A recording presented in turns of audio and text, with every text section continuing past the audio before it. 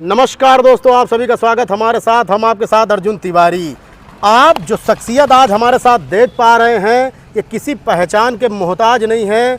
The UP TV इनका खुद का चैनल है और आप लोगों को बताना चाहेंगे कि आज हमसे रूबरू हो रहे हैं तो बात आज करेंगे कि जो पत्रकारों का शोषण करने के लिए जो लोग अपना वक्तव्य रखते हैं वो किस तरीके से रखते हैं, तो हम बात करेंगे। शिवम जी, बहुत बहुत स्वागत है। धन्यवाद। क्या कुछ कहना चाहेंगे, क्योंकि आज आपसे हमारा सवाल यही है कि पत्रकारों के ऊपर जो आरोप समाज में लगाए जाते हैं कहाँ तक ये सही रहते हैं? क्या कुछ सवाल ये कि पत्रकारों पर आरोप लगाना बड़ा आसान है। लोग, मैंने देख रहा हूँ कि पत्रकार वो कड़ी है समाज की कि जो अपने रिस्क पर लोगों की समस्याओं को जनप्रतिनिधियों के सामने, प्रशासन के सामने रखते हैं।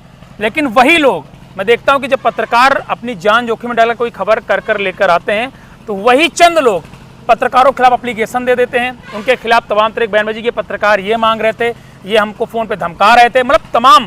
तो आज के दौर में मैं कहना चाहूँगा शासन प्रशासन के पत्रकारों के लिए अलग से एक नया कानून होना चाहिए, क्योंकि जिस तरह से आप देख रहे हैं कि धमकाया जा रहा है, बीच में कई पत्रकारों को देख लिया आपने, गोली मारकर हत्या भी कर दी गई। तो ये तमाम तरीके से जिस तरह से पत्रकारिता जगत में चल रहा है, क्योंकि पत्रकार काम होता है सुबह निकलता भाई वो खबरों की खोज में, शाम तक उसको जो है क्या कहते हैं ऊपर वाले डंडा करते रहते, जो भी अखबार लिखते हैं या फिर हम लोग अपना खुद का दिखाते हैं चलता है। तो हम लोग तो रिस्क ही लेते हैं ना भाई।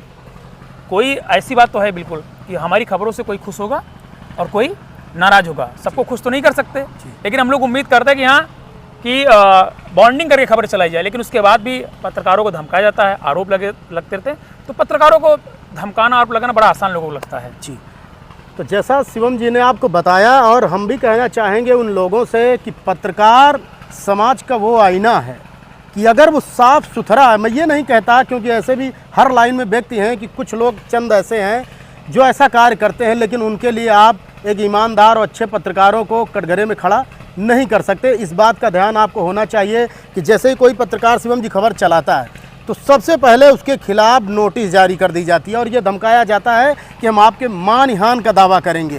अरे मानहानि क्या है साहब, जब आप खुद ही भ्रष्टाचार में लिप्त हैं तो आपके खिलाफ अगर खबर चलाई जाएगी तो सरकार और प्रशासन से कहना चाहेंगे कि ऐसा एक निर्णय लेके आइए, ऐसा एक कानून बनाइए कि जो पत्रकार हैं उनको सुरक्षा देने का काम आपकी ओर से किया जाए, ताकि वो समाज के लिए वो चीज़ें निकाल पाएँ। मेरे साथ ये मानहानि वाली घटना होगी। अब एक विधायक जी थे, अब उनके बारे में कुछ नहीं कहूँगा, कुछ आज के दौर में हम लोगों के बीच में वो नहीं है। वो जहाँ भी हो उनको भगवान की आत्मा को अपने श्री चरणों में स्थान दें। एक वाकया था कि पत्रकारिता का जुनून था। एक नए विधायक जी बने थे और एक भारतीय जनता पार्टी के एक नेता थे, तो उनका थोड़ा सा चारागाह वगैरह ज़मीनों पर कब्जा था। तो मैंने दो टाइटल में खबर केवल मैंने व्हाट्सएप पर चलाई थी, तो काफ़ी मेरी गहमा गहमी हुई। वो मामला वहीं पर शांत हो गया था। 15 अगस्त का दिन था, तो माननीय विधायक जी हमको सम्मानित जब करने आए तो वो महोदय वहीं पर बैठे, तो उन्होंने कहा कि शिवम जी, पत्रकारों को तो विधायक जी ने सम्मानित कर दिया, लेकिन भूमाफियों को कब सम्मानित करेंगे, मतलब उन्होंने हमको तंज कसा। तो मेरे अंदर एक जिज्ञासा थी कि ठीक है, जैसे वो विधायक जी ने उनको फ़ोटो या माला से सम्मानित किया और अंग वस्त्र का, तो मैंने उनकी फ़ोटो क्लिक कर ली। मैंने दूसरे दिन उस फोटो को अखबारों में छापा कि भूमाफिया का सम्मान करते हुए माननीय जी। उसके बाद क्या हुआ कि माहौल गर्म आ गया, पूरा माहौल। फिर रात में 8-9 बजे माननीय विधायक जी का मेरे पास फ़ोन आता है कि माननीय शिवम अवस्थी जी बोल रहे हैं। हमने कहा हाँ बोल रहा हूँ। तो उन्होंने कहा कि मैं आपके खिलाफ, उन्होंने अपना नाम बताया, मैं फला बोल रहा हूँ, मैं बताने की जरूरत नहीं है, जो लोग मेरी वीडियो देखेंगे वो समझ जाएंगे, क्योंकि इतना चर्चित मामला था। उन्होंने कहा कि मैं 499 का मुकदमा आपके खिलाफ करने जा रहा हूँ। अवस्थी जी, आप समझ रहे हैं ना 499 क्या होता है? हमने कहा मैं बिल्कुल समझ रहा हूँ। तो 1 मिनट के लिए मेरे अंदर डर आया उस समय कि मैंने गलत पंगा ले लिया। लेकिन फिर यह था कि चलो ठीक है, जब मेरे पास सबूत हैं, साक्ष्य, तो डरने की क्या बात है। रात में सब कुछ हुआ। सुबह जब हुई तो फिर 9 बजे मेरे पास फ़ोन आता है कि इसका आप जो है खंडन कर दीजिए। हमने कहा इसका खंडन नहीं होने वाला, क्योंकि उसने तंज कसा। फिर आपको बता रहा हूँ कि ये मामला एक दिन पेंडिंग में रहता है। फिर दूसरे दिन माननीय जी मुझको बुलाते हैं, उन्होंने कहा कि मुझे नहीं पता था कि यार वो व्यक्ति ऐसा था। मैं इस बात पर उनकी दाद देना चाहता हूँ कि जो लोग गलत व्यक्तियों के बहकावे में आकर, चलिए ठीक है, उनको गलत फीड किया गया कि इन्होंने आपकी फ़ोटो कर, तो उन्होंने कहा कि मेरी छवि धूमिल हुई। तो मैंने कहा विधायक से, कल आप अगर किसी ऐसे व्यक्ति को सम्मानित कर दें जिसकी फोटो बड़े बड़े अखबारों में छपे कि एक फलाने का सम्मान करते हुए माननीय जी, तो आपको कैसा लगेगा? तो उन्होंने कहा मुझे इसकी जानकारी थी कि वो व्यक्ति ऐसा था, मैंने उसको बड़ा फटकारा है।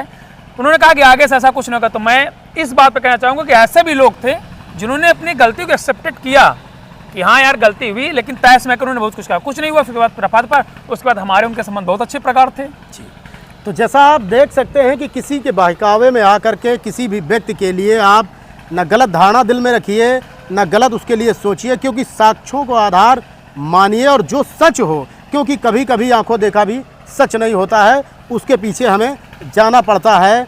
इसीलिए कहना चाहेंगे कि आज हमारे साथ शिवम अवस्थी जी थे, ऐसे ही दिल हो गया रूबरू होने का, तो हम लोगों ने अपने सिर्फ विचारों को व्यक्त किया। अर्जुन तिवारी, न्यू 30 डेज से नमस्कार।